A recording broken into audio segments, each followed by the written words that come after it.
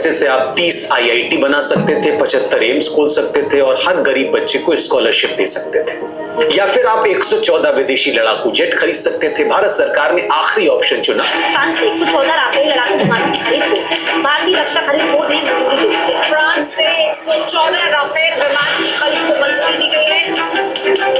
फिर से और दूसरी बार, और ये सिर्फ जेट की कीमत नहीं है, हर घंटे उड़ाने में 20 से 25 लाख रुपए खर्च होंगे और अगले 40 साल तक खर्च होंगे। सवाल ये नहीं है कि राफेल पावरफुल है या नहीं है, सवाल ये है कि जब हम आत्मनिर्भर भारत का डोल पीट रहे हैं तब देश की सबसे बड़ी डिफेंस डील फ्रांस को क्यों दे रहे हैं। और ये सिर्फ परचेज नहीं है, ये एक डिपेंडेंसी ट्रैप है।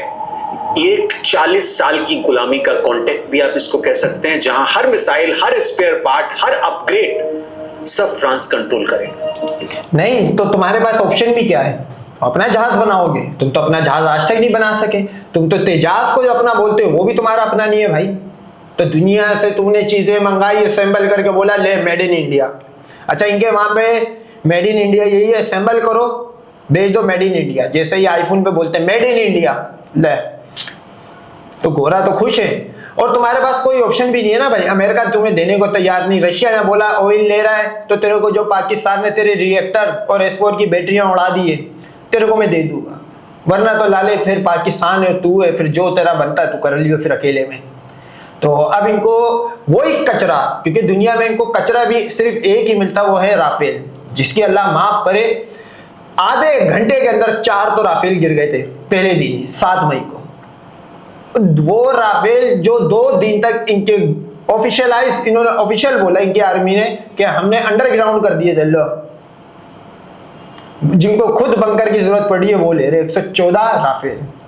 तो राफेल का तो लाले राफेल हंटर जो मौजूद है PL-15 तो बड़ा खुश हुआ है। पाकिस्तान ने क्या करा है, तुमने 114 राफेल ले लिए, अभी आए नहीं, ले लिए। पाकिस्तान को 114 जहाज लेने की जरूरत नहीं है। पाकिस्तान को 114 PL-15 रखने हैं, छोड़ा और सेंटर ऑफ ग्रेविटी नीचे।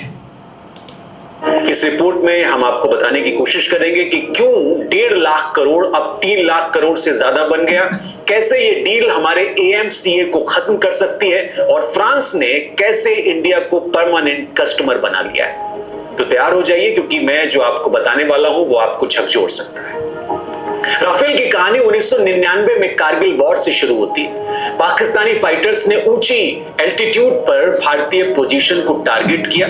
हमारे पुराने MiG-21 वहां ठीक से ऑपरेट नहीं कर पाए, 2 जेट्स गिराए गए उस वक्त, और ये जो आप बाद में कमेटी बनी उसकी रिपोर्ट में स्पष्ट हुआ। उसी दिन से एक बात साफ हो गई कि इंडिया को मॉडर्न मल्टी रोल फाइटर्स चाहिए और जल्दी चाहिए।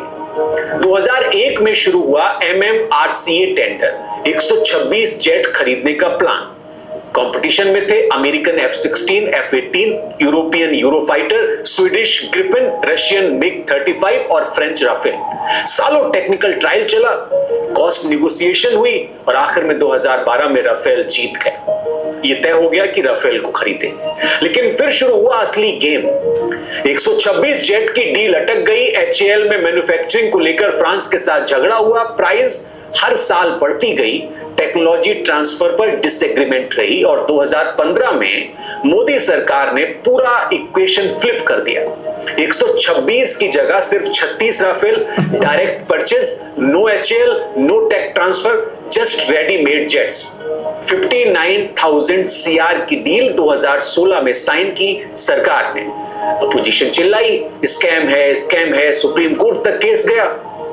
2019 में कोर्ट ने कहा कि कोई अनियमितता नहीं हुई और सरकार को क्लीन चिट मिल गई। 36 राफेल जेट 2019 और 22 में इंडिया आए, अंबाला और हशिमरा बेस पर तैनात किए गए। चाइना बॉर्डर पर भी इनका डिप्लॉयमेंट हुआ और अब जनवरी 2026 में जब मैं ये स्टोरी कर रहा हूं 114 नए राफेल और आएंगे, लेकिन इस बार कीमत, अबे गिनती तो कम कर, 36 थोड़ी रहे भाई, 32 बोल। अच्छा, अपडेट इनकी गवर्नमेंट ने नहीं करा ना, जिसको तो गवर्नमेंट का वो चलाना पड़ेगा भाईजान। 32 रह गए। 3 लाख करोड़ है, पहली बार से दोगुना। क्यों? करेंटली IAF के पास केवल 30 से 31 स्क्वाड्रन है। ऑथराइज्ड स्ट्रेंथ है 42 की, यानी लगभग 750 एयरक्राफ्ट चाहिए। ये 11 स्क्वाड्रन की कमी है और ये गैप हर साल बढ़ रहा है क्योंकि पुराने मिग 21, मिग 27 रिटायर हो रहे हैं। चाइना के पास 1900 से ज्यादा फाइटर्स हैं, पाकिस्तान के पास 400 से ज्यादा, और दोनों मॉडर्नाइज कर रहे हैं J-20 steel jet, upgraded JF-70s। तो हाँ, इंडिया को जेट्स तो चाहिए, अर्जेंटली चाहिए, बहुत जरूरी है। लेकिन दूसरी बात, तेजस क्यों नहीं?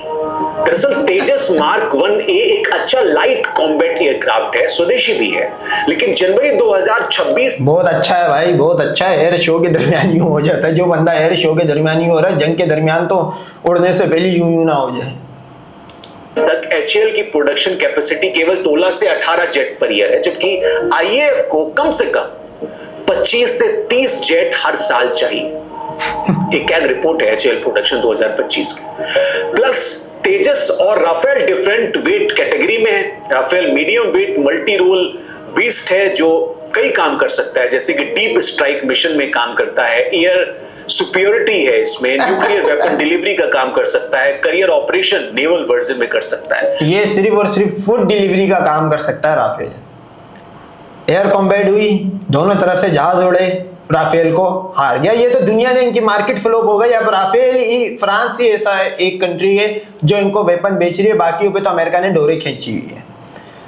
तो राफेल जो है बेसिकली एक फूड डिलीवरी के लिए इस्तेमाल हो सकता है। जंग के दरमियान इसको इंडिया कभी भी आगे नहीं लाएगा और इंडिया कभी भी ये कोशिश नहीं करेगा एक साथ 30 राफेल उड़ाए जंग में, क्योंकि इस बार तो ये बोल के छोड़ दिया गया कि हमने ये आपको एक टेस्ट या एक आई ओपनिंग दिया है कि अगली बार जहाज उड़ाने से पहले सोच लेना। इस बार गिराए 8, अगली बार ऐसा ना हो कि तुम जितने उड़ाओ उतनी गिर जाए।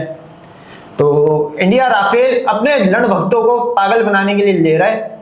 4.5 जनरेशन का जहाज ले रहा है, मतलब आप नोट करो। हालांकि 4.5 है भी नहीं भाई, 4 जनरेशन जहाज ने गिराया है उसको, JF-17 ने, वो तो 4 जनरेशन था। 4 जनरेशन और 3.5 जनरेशन जहाज है।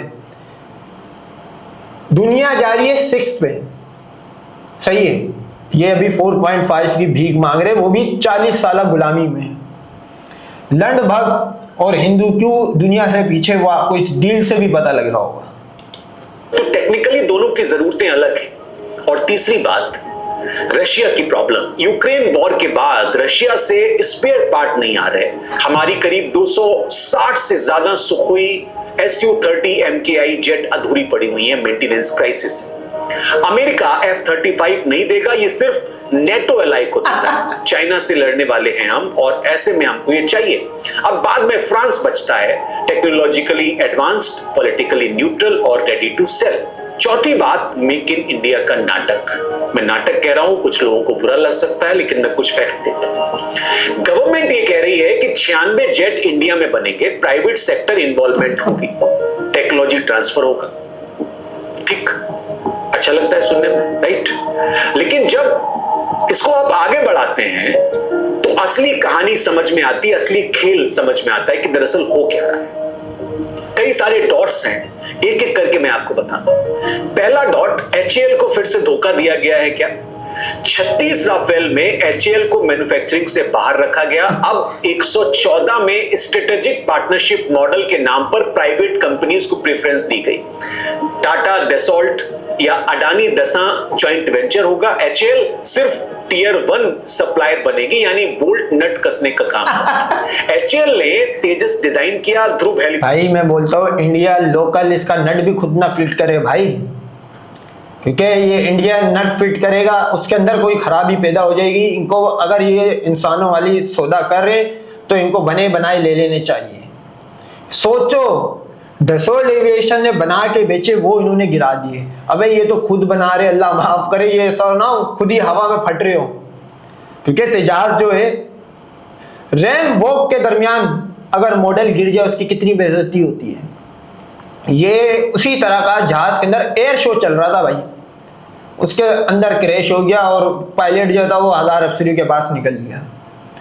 तो ये जो तेजाज था, ये नया इनके लिए कॉफिन होने वाला था, फ्लाइंग कॉफिन, जैसे मीग था। हेलीकॉप्टर बनाई, LCA प्रोग्राम चलाया, लेकिन देश की सबसे बड़ी डील से वो बाहर है। क्या ये कोइंसिडेंस है? शायद ये सिस्टमिक एलिमिनेशन है। दूसरा डॉट, प्राइवेट सेक्टर का झूठ। टाटा, अडानी, रिलायंस, किसी के पास फाइटर जेट बनाने का एक्सपीरियंस नहीं है, सब जीरो। तो मेक इन इंडिया का मतलब क्या होगा? Assembling India. फ्रांस से पार्ट आएंगे, इंडिया में सिर्फ बोल्ट टाइटनिंग होगी, कल पुर्जे जोड़े जाएंगे, असेंबली लाइन लगेगी। इसे मैन्युफैक्चरिंग नहीं, इसे पैकेजिंग कहते हैं। तीसरा डॉट, टेक्नोलॉजी ट्रांसफर का धोखा। राफेल के M88 इंजन की कोर टेक्नोलॉजी फ्रांस कभी नहीं देगा, क्योंकि वही उनकी रियल पावर है। कंपेयर करिए, अमेरिका ने तेजस मार्क 2 के लिए F414 इंजन की 80% टेक्नोलॉजी देने का ऑफर दिया है। फ्रांस सिर्फ असेंबली राइट्स, इंजन बनाना कभी नहीं।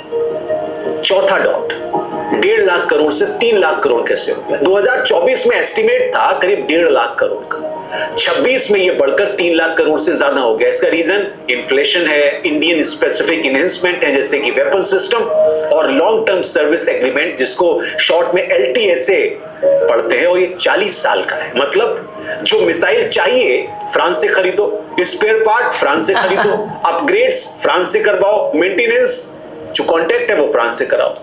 मतलब इनको AUAND से बांध दिया है, अपने फ्रांस ने अपने इससे बांध दिया है इनको। बंदे रहो, शाबाश। ये परचेज नहीं है, ये 40 साल की परमानेंट डिपेंडेंसी है। पांचवा डॉट, राफेल रनिंग कॉस्ट का ट्रैप बड़ा जबरदस्त है। एक राफेल को 1 घंटा उड़ाने में लगता है 20 से 25 लाख रुपए। ठीक, 114 जेट को आप 200 फाइटिंग आवर्स से, फ्लाइट आवर्स से अगर आप करेंगे हर साल, तो 25,05,700 करोड़ रुपए हर साल, सिर्फ फ्यूल और मेंटेनेंस। अगले 40 सालों में ये 2.3 राफेल, मतलब फ्रांस के तो नसीब खुल गए, ऐसा बोंगा किस्म का बायर मिला है इनको। अच्छा, उसकी बायर की तो चलो मजबूरी है, लेकिन फ्रांस की लॉटरी खुल गई ये जंग होने से। मेरे को लग रहा है एक आधी और जंग करो, और भी कंट्रियों की लॉटरियां निकलवाएगा पाकिस्तान।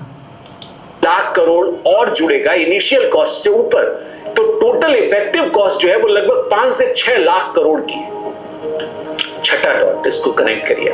AMCA को क्या मार डाला गया है इस डील के नाम पे? इंडिया का अपना 5th generation stealth fighter AMCA 2024 तक अच्छा प्रोग्रेस कर रहा था, बहुत अच्छा बन रहा था उसका। अब जब 3 लाख करोड़ राफेल पर खर्च हो रहे हैं, तो AMCA के लिए फंडिंग कहां से आएगी? DRDO का बजट लिमिटेड है, डिफेंस मिनिस्ट्री ऑलरेडी स्ट्रेस्ड है। रिजल्ट, AMCA डिलेड होगा, मे बी कैंसिल्ड भी हो सकता है। किसे पता चलता? 2050 तक जब दुनिया 6th generation AI powered fighter बना रही होगी, हम 4th जनरेशन इंपोर्टेड जेट उड़ा रहे हैं। बड़े खतरनाक है।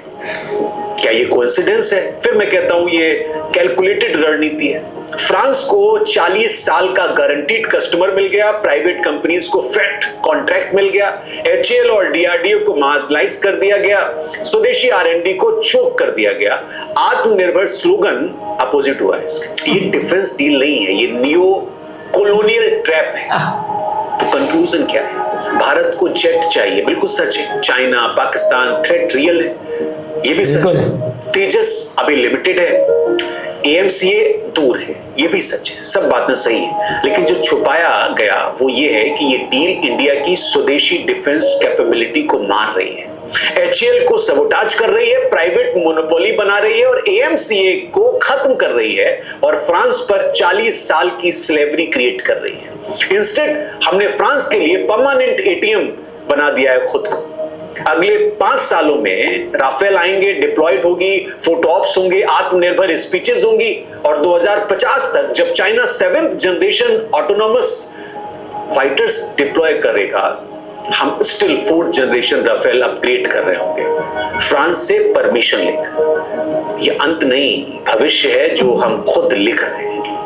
राफेल डील एक एग्जाम्पल है लार्जर पैटर्न का, जहां आत्मनिर्भर PR कैंपेन है, रियलिटी इंपोर्टेड डिपेंडेंसी है, semiconductor chips imported, solar panel imported, telecom equipment imported, defence jet imported. बस स्लोगन है आत्मनिर्भर, बाकी सब फ्रांस से चाहिए। लाला, एक्सपोर्ट तो तुम्हारे बड़े भी मिर्च मसाले करते थे, आज भी तुम मिर्च मसाला कर रहे हो। तुम 1 रुपए की सुई बनाने वाली मशीन नहीं बना सकते तुम लोग तुम्हारे पास इसके अलावा ऑप्शन भी क्या है? और वो चाइना से, अमेरिका से, डिसीजन आपका है। अगर ये एनालिसिस